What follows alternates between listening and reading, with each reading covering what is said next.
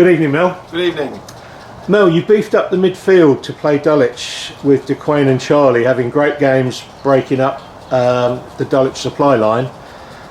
You must have been pleased with the way that worked for you. Yeah, I was pleased.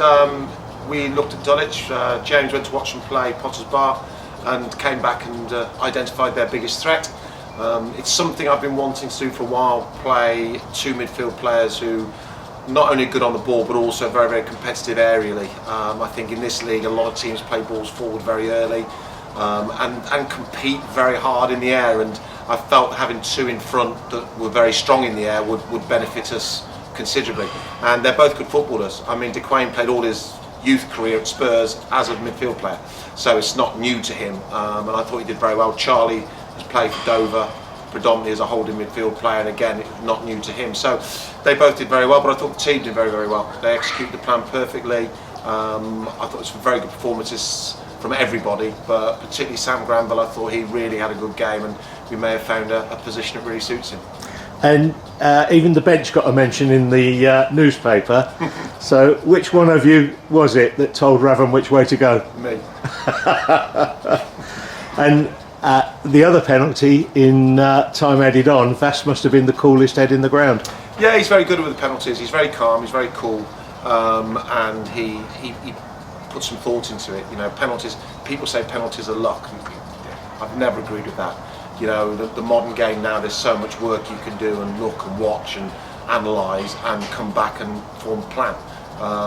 Whatever it is, whether you're a taker or whether you're someone who's a goalkeeper, you can work and formulate a plan. And I think nowadays everybody does. So the luck part has gone out of it now. It's now the quality part that really comes into it. Tuesday night, you rested some of the key players, as you've already stated on a number of occasions. The points are a priority, so we won't dwell on that. Let's have a look instead at some positives. Finn getting 90 minutes.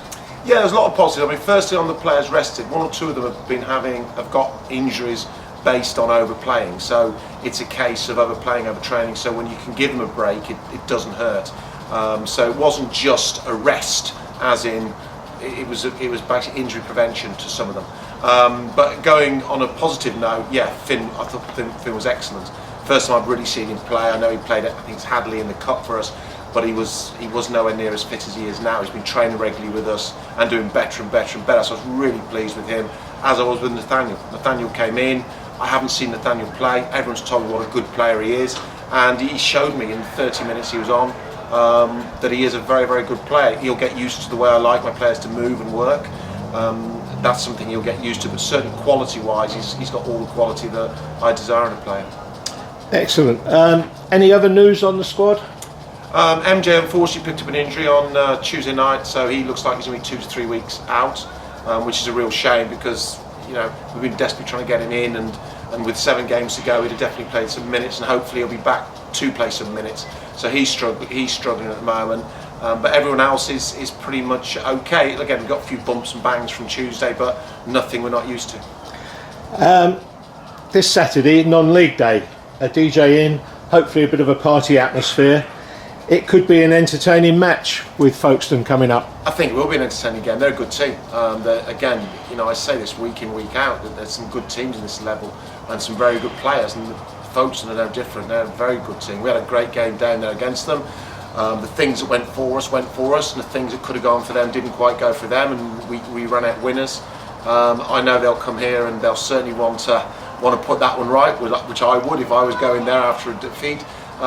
So it should be a very, very competitive game. Like I said, they've got good players, they're well coached. I believe there's a new manager in, so it will be an interesting game to play. We've done our research, so that side of it will be business as usual for us, but on the other side of it, the kids in and the whole day, non-league day, I think is excellent, and hopefully we can put a performance on the pitch till hopefully anyone who's coming for the first time or don't come very often come and watch it and enjoy it and come back again.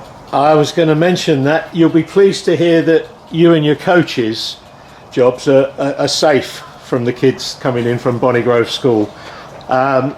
Dean, Lee are out, I'm stood down, and they'll be selling tickets, programmes and doing the match reporting and photography as well. So they're doing all the other jobs. I think it's great. I think it's great, and I think that when they're here, it's important they, see the players, get to see the players and see what goes on a Saturday. I mean, it's business. At the end of the day, we're a business. Although it's football and everyone seems to love football, but it's a business, and I think it's great for the kids. It'll be a great atmosphere. The parents as well, seeing their little ones run around on the mic, entertaining in the boardroom and all this sort of thing. And hopefully if they're on security, not letting people in as well, knowing the youngsters. No, it'll be great, and I think it's a really good thing to do. I mean, my dad took me to football when I was 3 years old, West Bromwich Albion, and I've been a West Bromwich Albion supporter since I was 3. I went to Wembley when I was 5 with him, and regular season ticket holder for 40, 50 years now. I've been a season ticket holder. And that passion you can get from football. It's very difficult to get that from the top divisions now because everyone's it's a bit more elite. Yeah. The price, the costings, everything's a bit more elite. As I think there's nothing like live sport. Whatever sport you go and watch a youngster, there's nothing like live sport. So I think having a day like that where they can come, see, look at the football world, and gain a love for the game, I think that's fantastic. What I should also say is there's lots of ways of having a career in football. You don't have to be a player. There's lots and lots of ways of having careers. So hopefully on the day it'll encourage one or two of them to look at a career in football, maybe not on the playing side.